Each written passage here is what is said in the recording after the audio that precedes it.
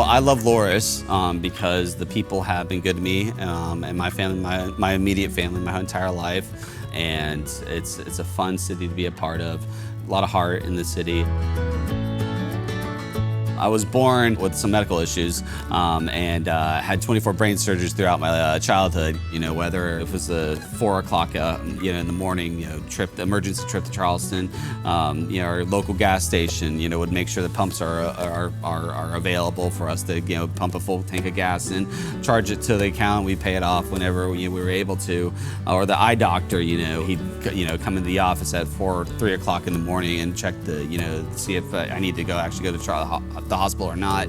You don't really think about it when it happens, growing up and not necessarily appreciate it, but now looking back, it's like, that was pretty awesome. It's the inspiration really for my career development and where I want to go with my life. I'm Devyn Whitmire. People from South Carolina, like myself, are proud of their state and everything it has to offer. But even we don't know every nook and cranny. So we're traveling to the most charming places in the Palmetto State. Some of them you know, and some of them even we have never heard of. From Discover South Carolina, it's the Palmetto Porch. Today, we're in Loris, home of Chicken Bog. Hello, my name is Cobi Williams. I am from the great city of Loris, South Carolina, which is where we are, the Chicken Bog capital. I grew up here, born and raised, and love it. I'm an advocate for Loris. An advocate for Loris. I love that. So, Cobi, I want to know, what does a typical day look like for you? Typical day. So I'm based in Loris. I based myself in Loris. I have a house just down the street from here, but I work at Coastal Carolina University for their alumni office. I'm the community development officer for the university, so I do a lot of connecting, folks, alumni and the business community to Coastal Carolina University. Being a native, that's kind of an easy job for me. So I'm very diverse in my involvement in the community, and that's a lot of fun for me. I love this community. I've developed kind of a lifestyle where I'm an advocate for Loris and this community, and I love it. So it makes me happy. That's really sweet to hear. So, born and raised in Loris, what was it like to grow up here? Tell me about child Cobi. It's a big family. It's a big family, in Loris. I mean, we're a town of 2,500 people, and everyone's just, friendly, and working to help each other. My mom and I, she's an attorney here in town, and I mean, just everybody, it was just everybody. It was great for us, and it's a good place to grow up, and I loved it. So, yeah. I've had the privilege of interviewing a lot of people on the show who have come back to their hometown and just really reinvested their time and efforts, which it sounds like what you do on your day-to-day. Did you ever leave Loris, and why, and what brought you back? Yeah, so career-wise, I worked for the Myrtle Beach Pelicans baseball team in high school, and I I wanted to work in baseball management, and but then as a pivot, when I got to college, I had an opportunity to intern in D.C. for our local congressman at the time, and fell in love with public service and legislative research and constituent services. Worked in the South Carolina delegation, so I was pro South Carolina. I made sure of that. Got a job with the Economic Development Center for Coastal Carolina University, and worked there as I was working towards my MBA, and I've been at Coastal ever since. And so every year of my life except for like I said, a year and a half to 2 years, I've been in the Loris area. So yeah. What do you think keeps you here? The people, the excitement, the growth. I mean, I've seen other parts of the Palmetto State, and in the land of opportunity, the Grand Strand is that opportunity. We have the growth, we have the tourism. Loris plays a big part in that because the growth is heading inland, and Loris has got a big part in the history of the Horry County Grand Strand area, and maintaining that identity as this growth happens in population is incredibly important to me, and that's why I get myself involved in the community. It is really special to see how smaller towns are benefiting so much from maybe the larger counterparts. And just for those listening, how close is Loris to the beach? It's about 35 to 40 minutes from the beach, from where we're sitting right here. Yeah, it's an easy drive. And 17, 707, 701, they're all easy roads to get onto the beach from here. So it's easy drive, easy access. So you can come here, have some chicken bog, and then go to the beach and enjoy the waves, and then come back and eat some more chicken bog. And, and chicken bog.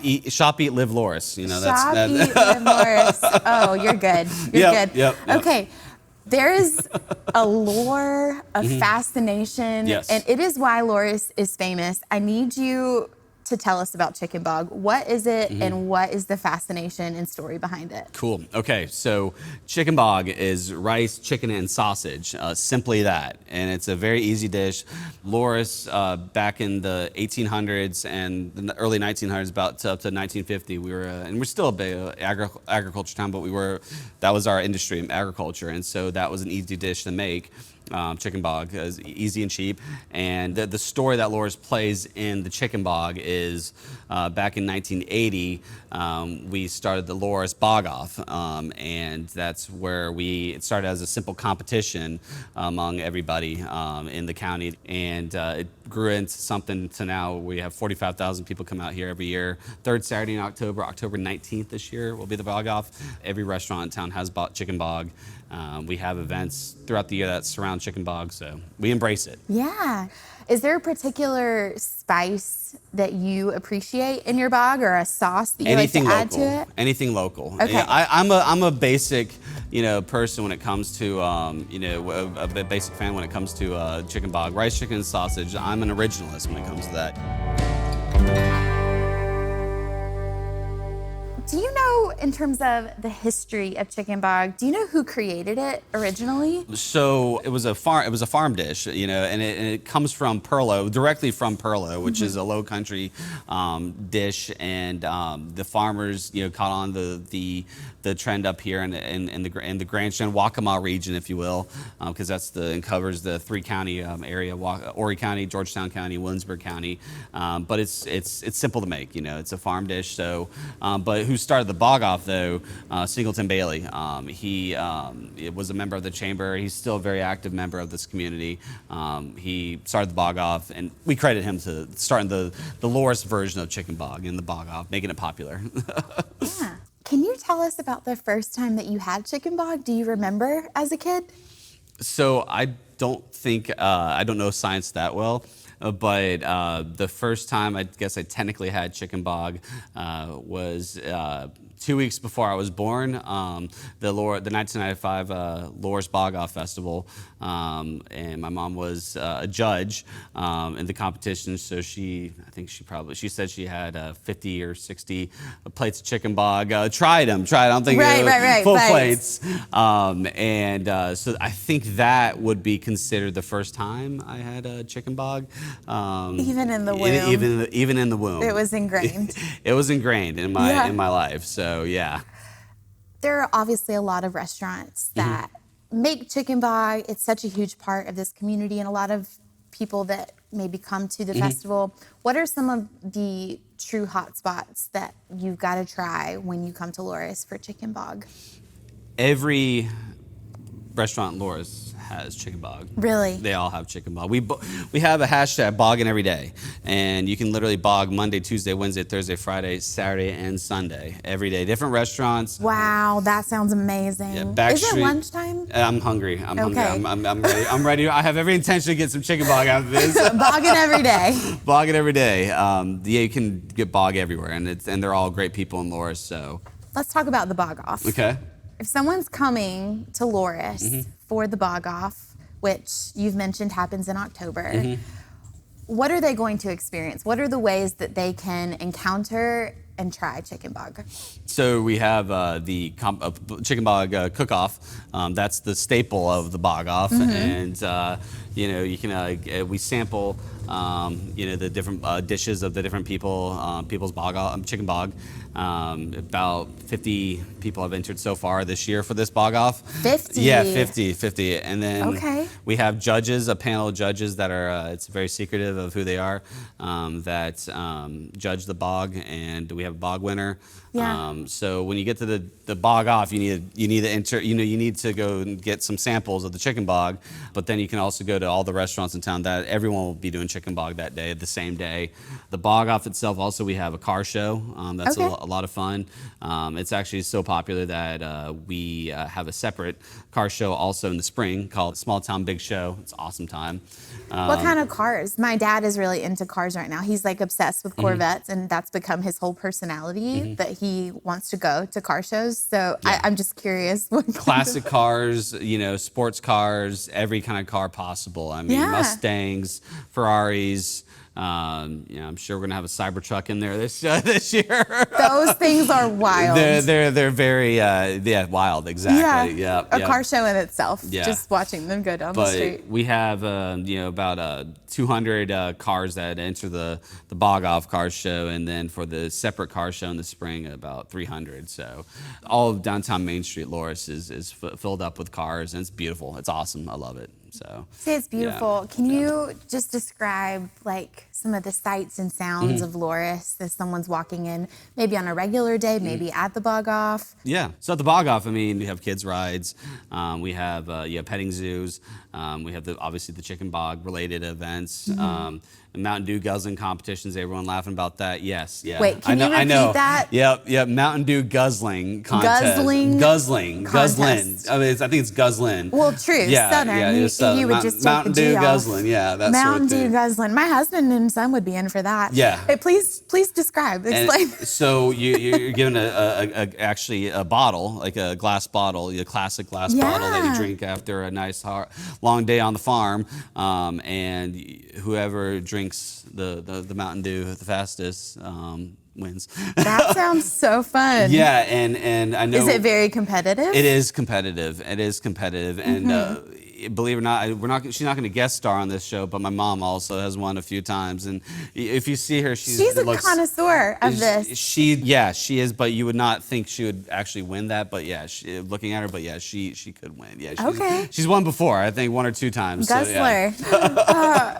Like many dishes, though, I think chicken bog really started and still probably was used to bring people together. It was the simple dish that feeds a crowd.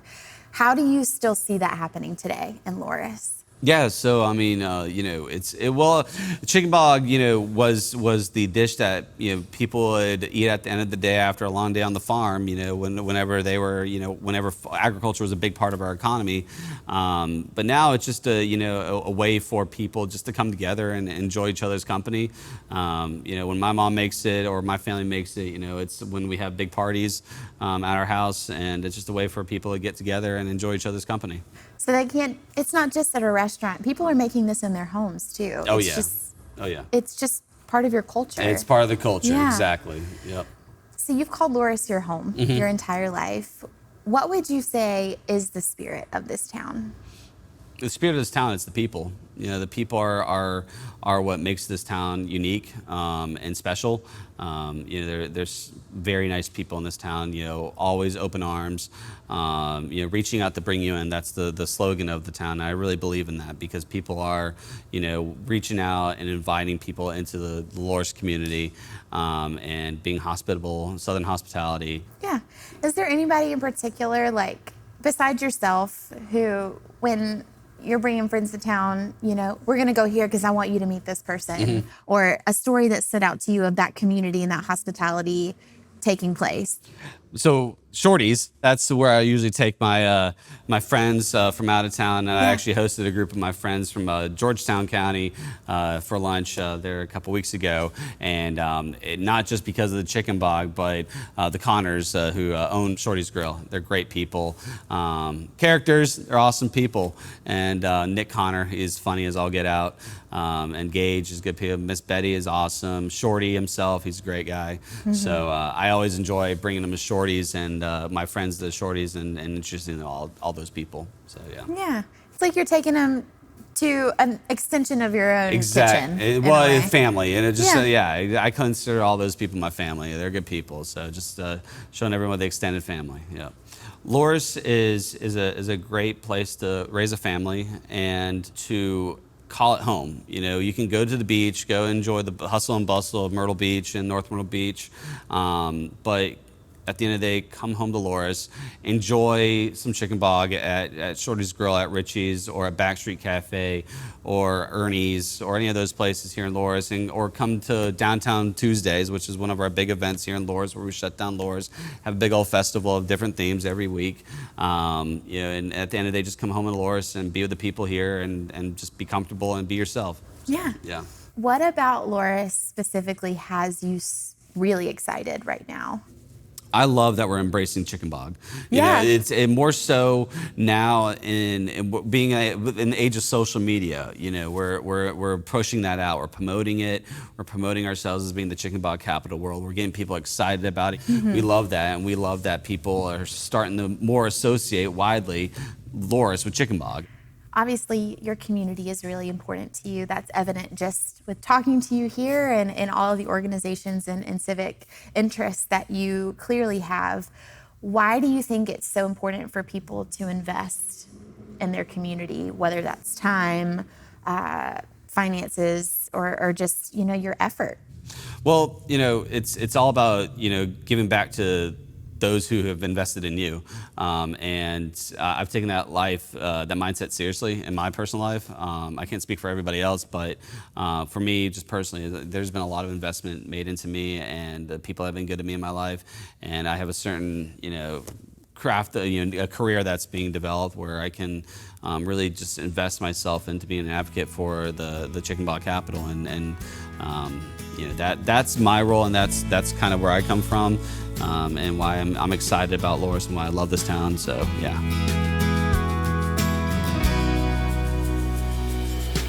To learn more about this and all the towns we're featuring on the show, visit scpalmettoporch.com. The Palmetto Porch is produced by Discover South Carolina in partnership with Pod People. Special thanks to our production team at Pod People: Lauren Luco, Ben Sauls, Lauren Sauls, Grace Pina, and Kim Wong.